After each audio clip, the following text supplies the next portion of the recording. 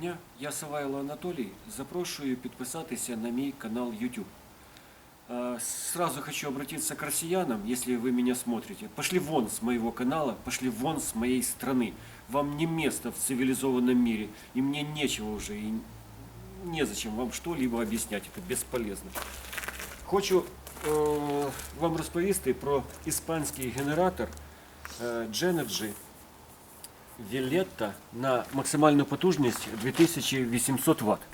Іспанці і цей завод, він досить плодовитий. У них дуже багато модифікацій, вони деякі схожі, деякі відрізняються, тому у кожного є свої особливості. Дуже коротко розповім про особливості цього генератора. Це рахується, що це будівельний генератор, тому він максимально низька вага в нього. Але все одно навіть максимально низька вага, все рівно, якщо мідний обмотка, у нього вага біля 50 кг, це досить важкий. В нього невеликий бак, літраж біля 3 літрів. Там є сіточка, пробка дуже якісна, бачите, вона на цепочці, щоб вона не втратилась. Дуже якісно закривається. Немає в мене претензій. Пам'ятайте, що сюди можна заливати 92-95 простий бензин, не можна бензин зі спиртом, сіточку ніколи не знімайте, коли ви заливаєте, щоб, якщо буде неякісний бензин, вона просто його не пустить. Слідуюче, що ми зверху бачимо? Вихлопна труба, ось така вона в обрешетці. Ми подивимося, що ми бачимо ще? Фільтр зверху.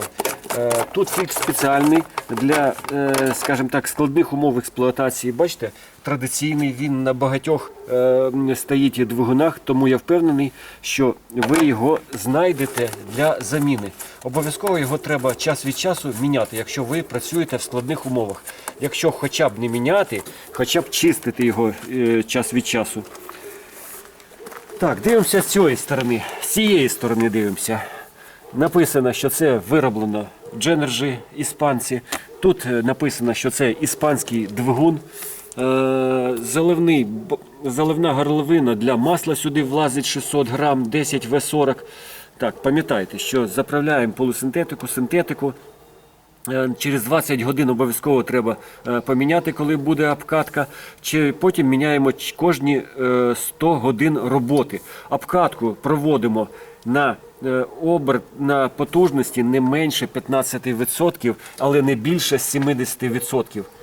Ви бачите, що це комплектація обладнана стартером, щоб, скажімо так, якщо це жінка, наприклад, якщо це для офісу, це, як на мене, не кожна жінка буде заводити вручну.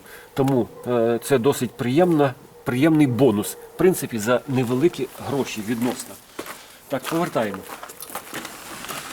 50 кг не дуже то й повертиш. Що ми дивимося з цієї сторони? Тут у нас кнопка включення, швидкого включення і виключення. Тут все наоборот. Коли воно витягнуто, значить воно включено. Коли воно вдавлено, значить воно виключено. Кнопка пуска стартера. Звісно, вона зараз від'єднана клема, тому вона не працює. Заземлення. Тут же ми можемо побачити вольтаж, ми можемо побачити ампер, який він видає, ми можемо побачити частоту, і є тахометр, який лікує години, скільки працює цей генератор, щоб вчасно проводити заміну мастила. Це дуже головне.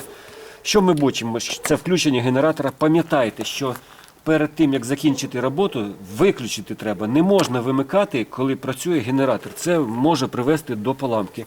І дві ось такі гарні розетки на 230. На 12 вольт немає. Повертаємо з цієї сторони. З цієї сторони ми бачимо вихлоп. Тут не можна хомутик примостити, як деякі наші любителі роблять, щоб отруїти себе або окружаючих. Тому не під'єднуйте, будь ласка. Джаку я заводив, вона доволі тихо працює, але в джакі, в той версії, що в мене була, не було цього генератора, Ось, бачите, клема від'єднана, треба приєднати, а не натискати на кнопку, щоб вона завелося. Каліщата, бачите, тут такі якісні каліщата, вони, як на мене, міцні, вони стоять в рівень з габаритами генератора, тому в коробку він вже поміщається разом з каліщатами. Можна масло заливати і з іншої сторони. Це один і той самий картер, але масло заливається, є можливість з двох сторін. Карбюратор класичний, тут нічого такого немає. Свічка, ну, як на мене, не дуже зручно її знімати, чистити, бо час від часу треба її знімати. Пам'ятаєте, якщо він довго до холостим ходу буде працювати, він закоксується. Треба свічку або міняти, або чистити. Це як вам, це як повезе. З цієї сторони шикарна ручка. Ой, тут ручка така, що вона, я думаю, що витримає все. З такою обв'язкою металевою для прискорення переміщення. Так, це у нас шнурок. Ну, десь на 1 метр 20 сантиметрів, класично, як і у всіх зроблено. Це ручний старт. Якщо генератор підсів, є можливість вручну заводитися. Я заводив джаку, заводиться з півоберта навіть, як на мене. Але така ж сама особливість. Подивіться, будь ласка. Ось написано ON. Це кранік закриття і відкриття бензину. Але якщо передивитися, ON і там зверху стрілочка. Це значить відкрито вправо, закрито вліво. І я на це попався, чесно кажучи, не надивився на оцю малюсіньку стрілочку. Це ж треба було. Це повітряна заслонка. Тут нічого такого цікавого немає. Так, давайте звернемо увагу, чи є тут датчик. А я не бачу датчика мастила. Хоча він, датчик рівня мастила тут має бути, але я його не бачу. Зараз пошукаємо. Он він, бачите, схований. Ось, якщо придивитися за стартером, він схований.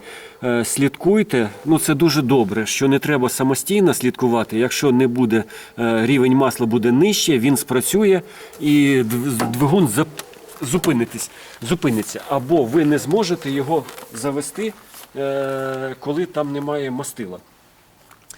Ось і дуже коротко я розповів про цю модель. Я впевнений, що вона вам сподобається.